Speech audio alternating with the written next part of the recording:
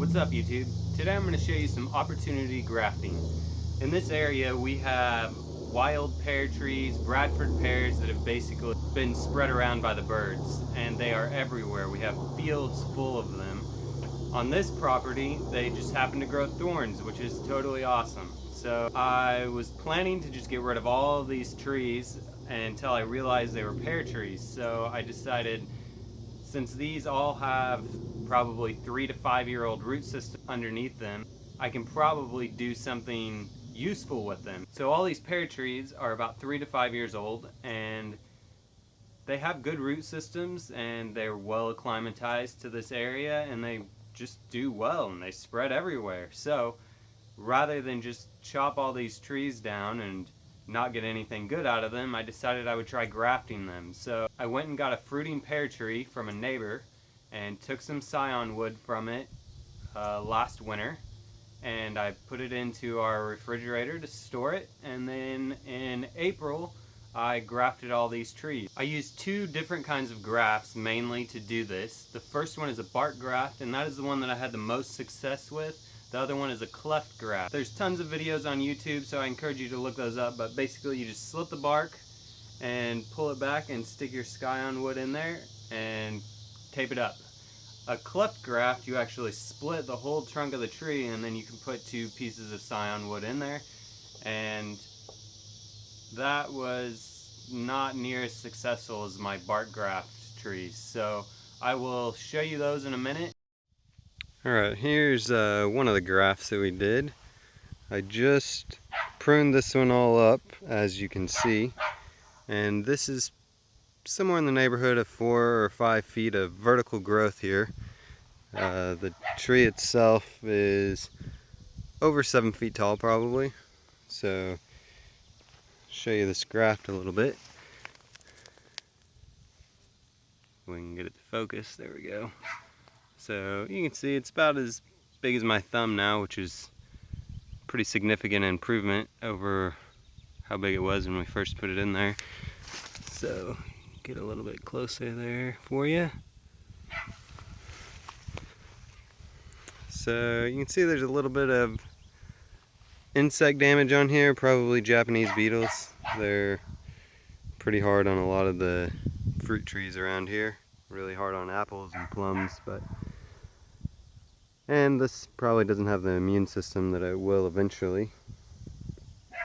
So there's that one, and then I'll show you one more around the corner here.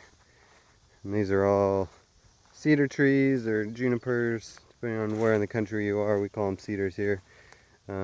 This one you can see doesn't get nearly the light that the others get, and I just pruned a lot of these cedars back.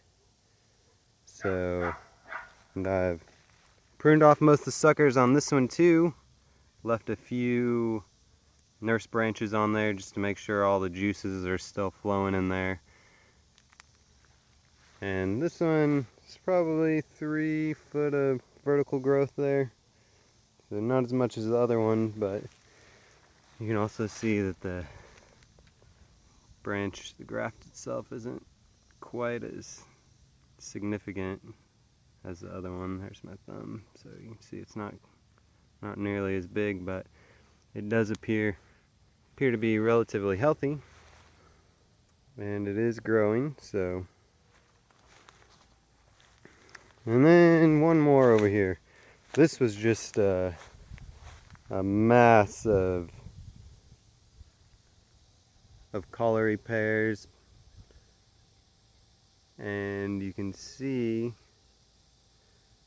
I left several of them. That's about how tall they were, but you can also see how close they're growing together. That's about a foot apart right there. So there was 3 or 4 right here, maybe 5. So this I just grafted onto one of the branches of this tree down low, and I'll probably try to train this up.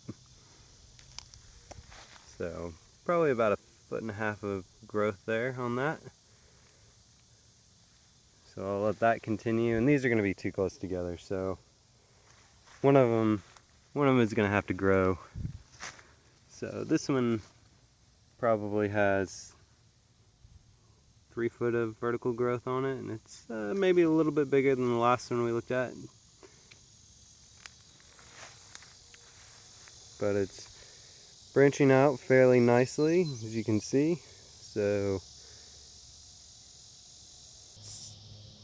these established root systems are going to cause these scion wood grafts to grow extremely fast and strong, and we should be bearing fruit much faster than we would if we bought a tree and put it in the ground.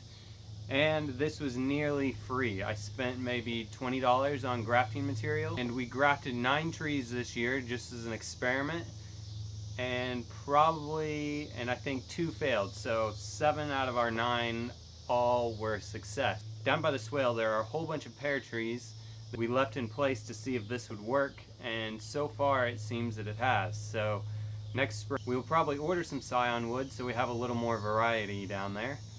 Thanks for watching. If you liked this video, please give me a thumbs up. If you didn't, give me a thumbs down, and don't forget to subscribe so you can see my next video.